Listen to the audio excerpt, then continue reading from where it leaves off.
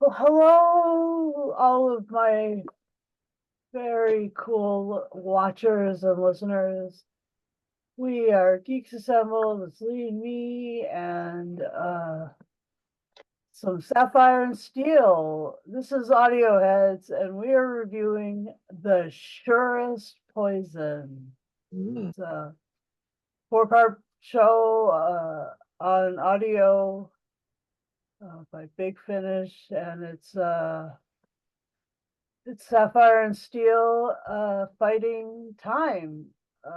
Just interesting kind of story. Lots of back and forthing. It's really cool. Lee, what's your opening thoughts?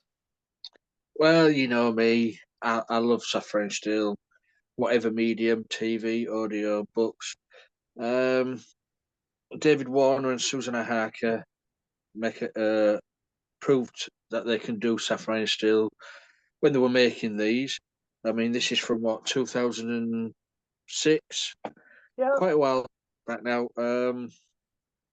Yeah, enjoyable. As you say, that it's all about time because it's all about the watchmakers, the clockmakers, um, which is this is sort of setting some factual truths.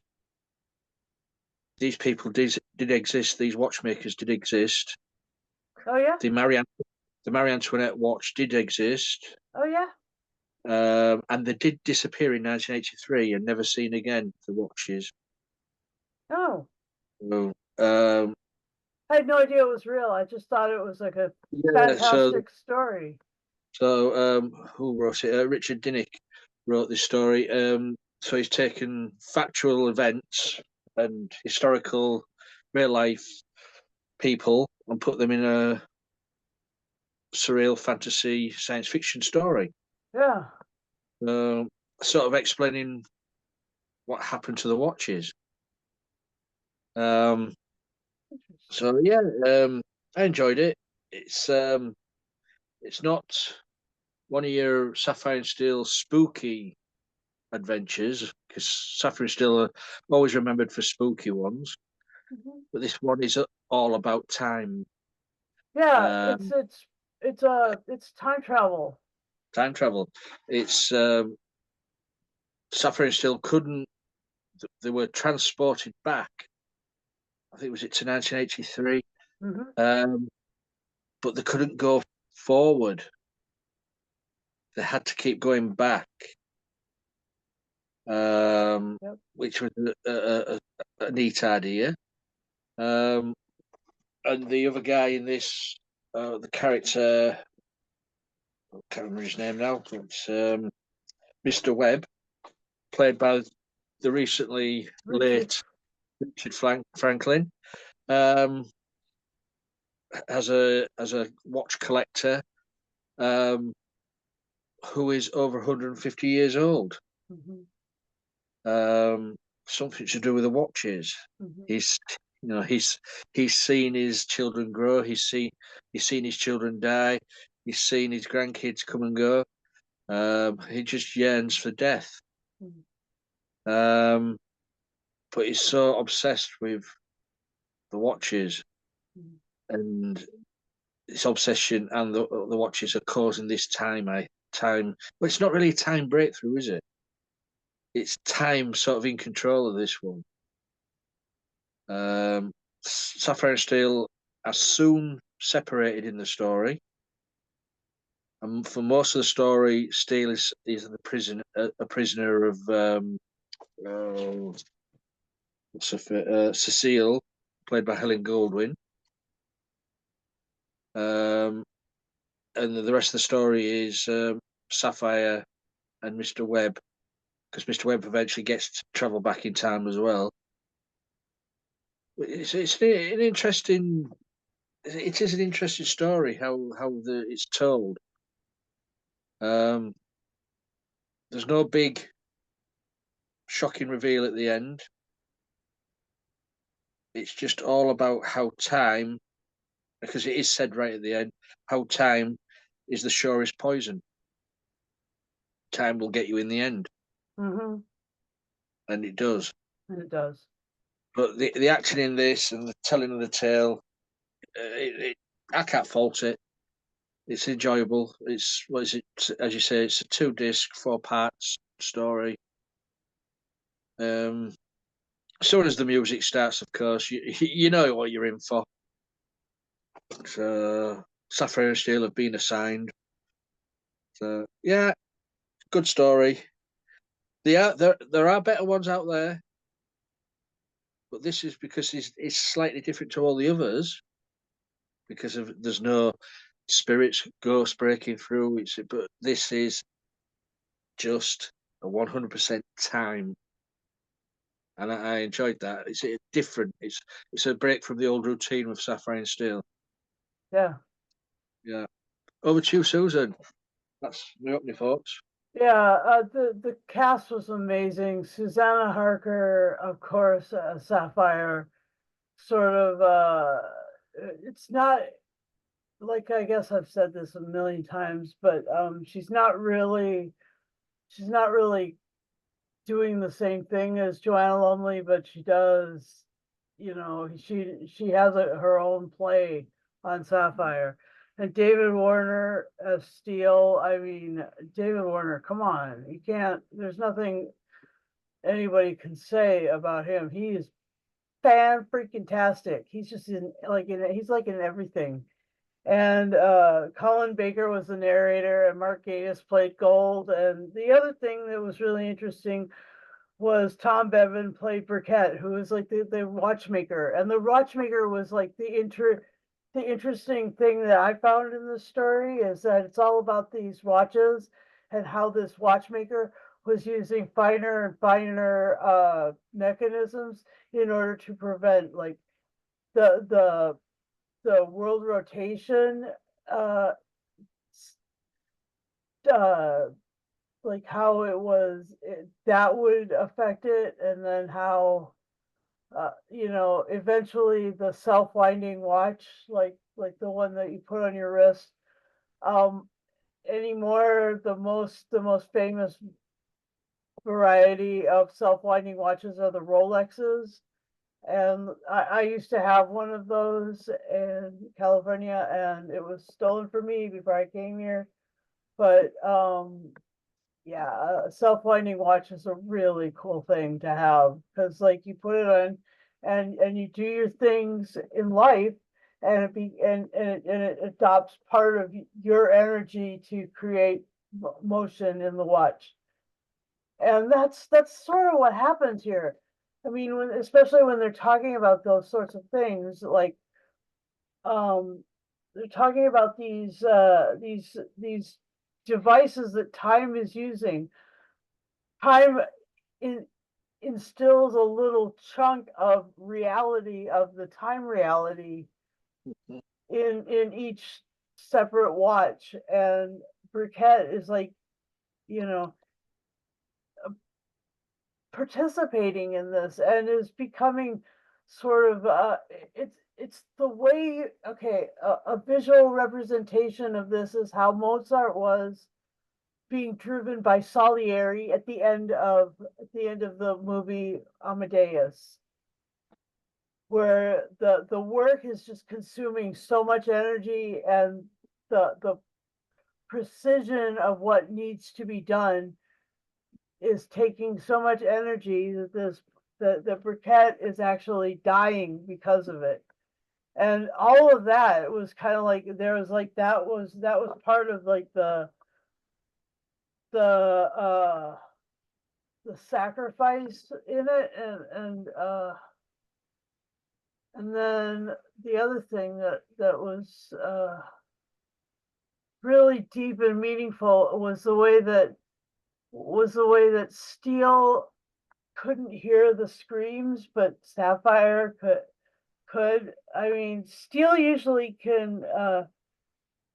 I mean, they usually experience things sort of the same, and that's how their their partnership is part of how they solve most of the craziness in their adventures. but in this case, they experience things really radically different, and so. And I can't remember who it was that was screaming. Was it the matron, or I don't remember which. Was it Cecile? Geez, I don't even know.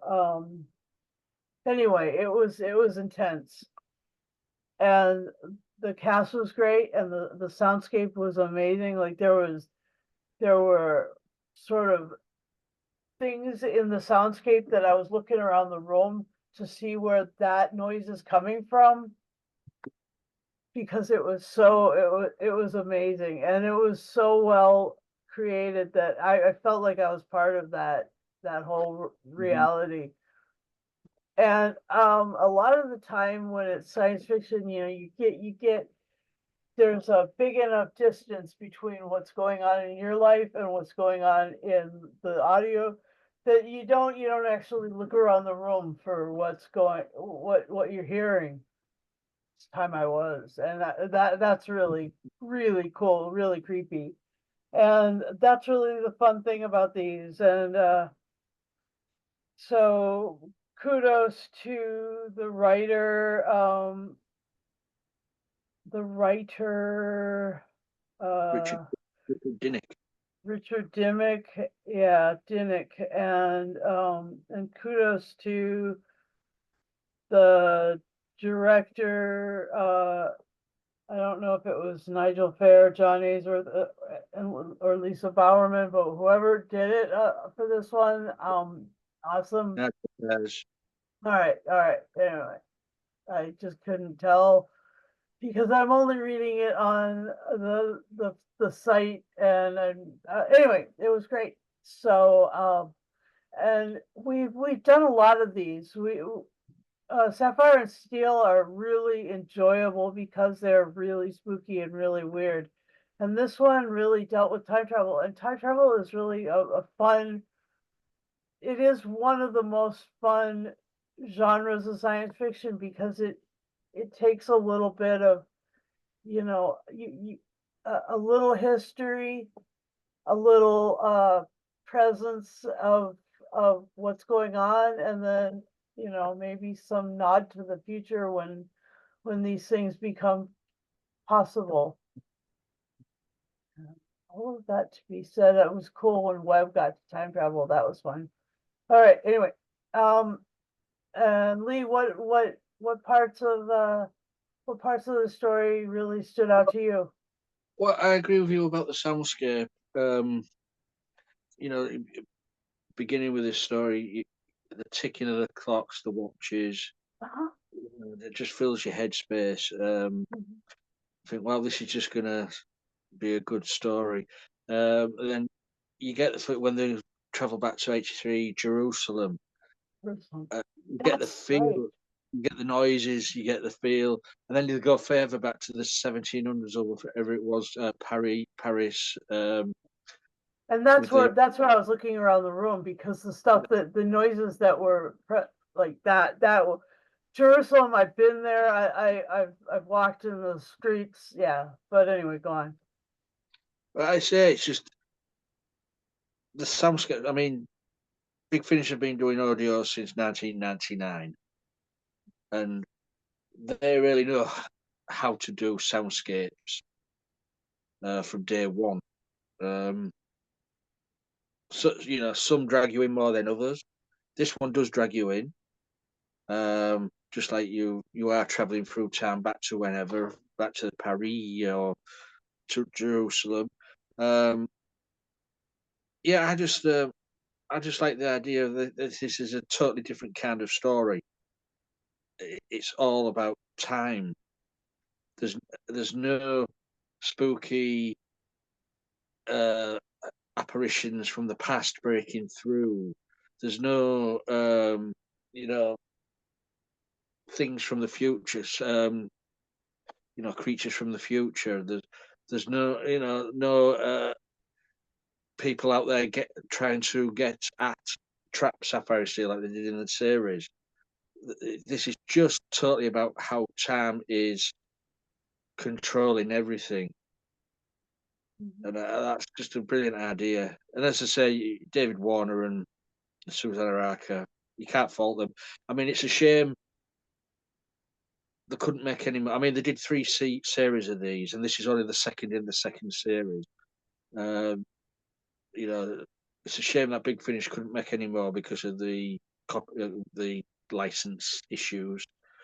Um, but you never say never. They may get them back Yep, because they have started selling negotiation.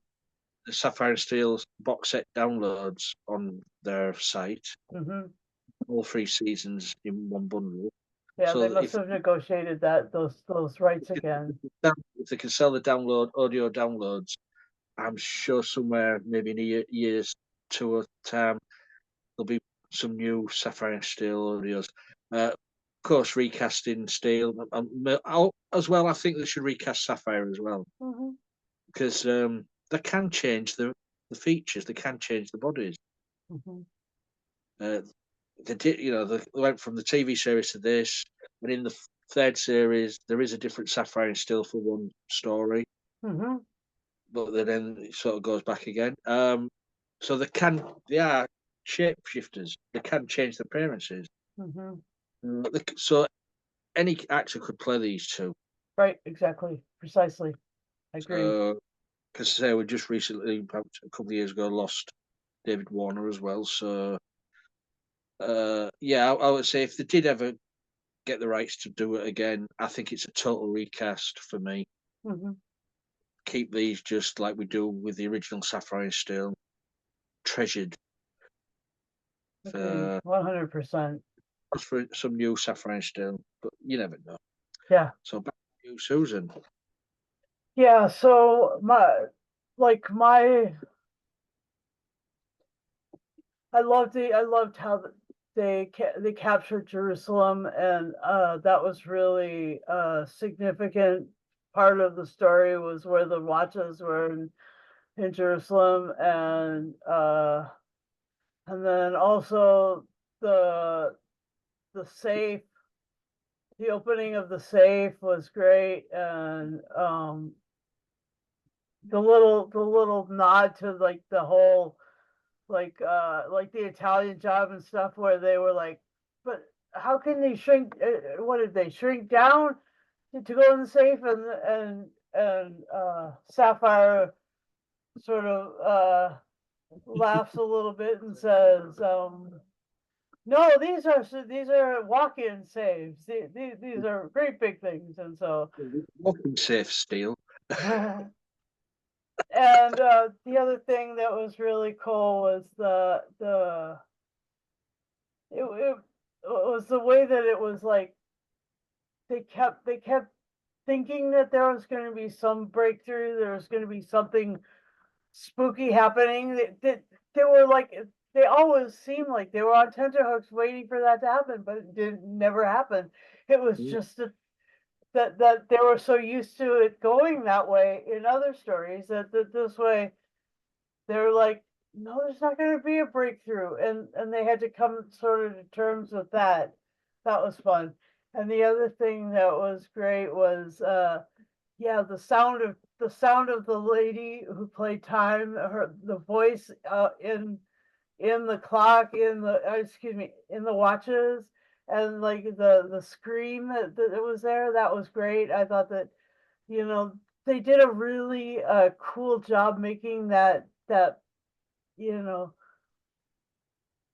when they took off the back of the watch or whatever to look at it, um, a little screamy voice came out, and like that was crazy.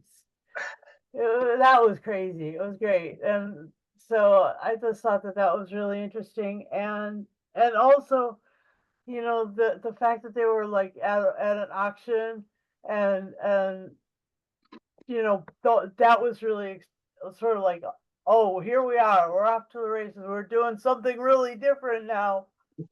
And yeah, that was great. And then the other part was at the end where time is sort of captured and minimized. Just you know, Yeah. as they did. I mean, they kept Beckett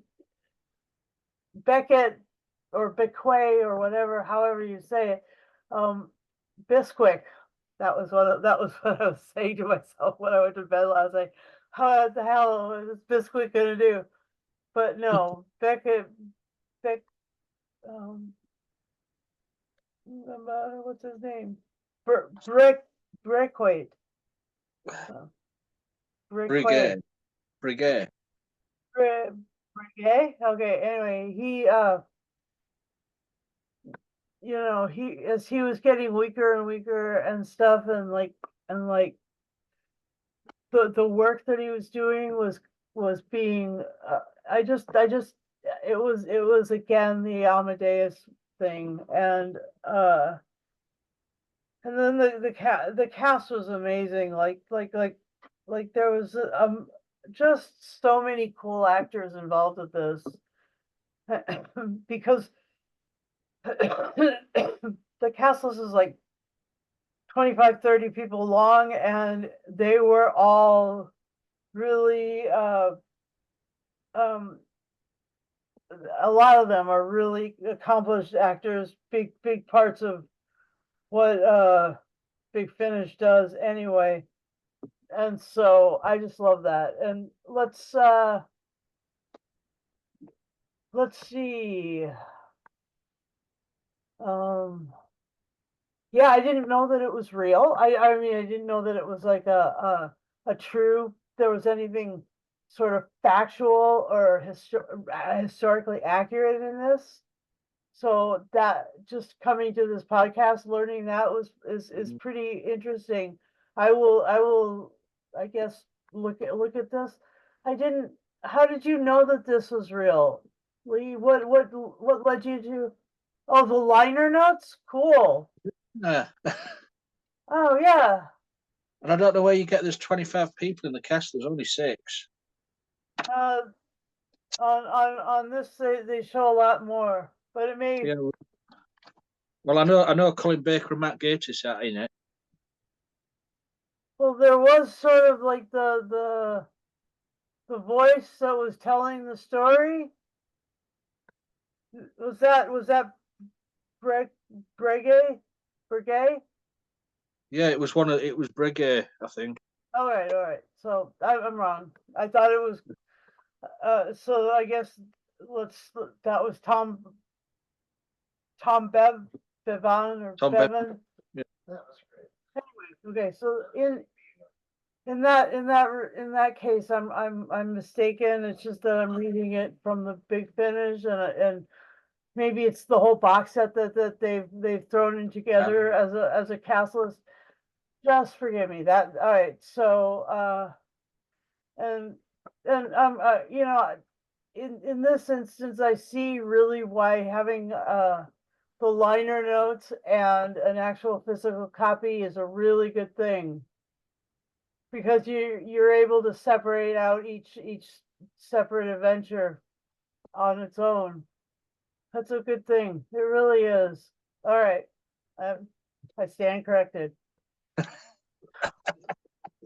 Anyway, let's Lee, is there anything else you want to add? No, it's just a fun listen. It's a gentle one as well. There's no, it's because other Sapphire and Steel ones are quite eerie, a bit more gets you on edge. This one is a sort of a gentle story of them searching for the watches. Mm-hmm. Going back in time and all like that. There's no sort of Mm-hmm. no evil doing sort of thing. But yeah, it was just like a nice gentle story for me, this one, which made me change. Still, I still recommend it. Yeah, true. And how much would you recommend it out of 10? Well, I'll give it 10 watch cogs out of 10. Nice. Yeah. I liked I liked the fact that at the end they explained the name, the Surest Poison, because I Mhm. was like, what does this have to do with what does the title have to do with anything? And then they're like, oh, the surest poison is time. Oh, It will oh. get you in the end. It didn't make sense to me at that point, but now it does. And I liked how so I will give this, I'll give this, um, yeah, I'll give this 9.5 stitches in time, or Stitches ticks into of a it. clock in time Cool. out of 10, because this was really great. It was really interesting. It really, and I do, I because I didn't know certain facts about it. I know I will probably get even more out of the second listen. And with that, I'd like to thank you for watching our podcast again for the first time. It's the first time. Like and subscribe to our podcast and hit the Yeah. bell notification button.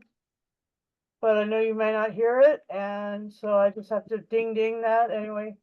And enjoy our other stuff as we put it out.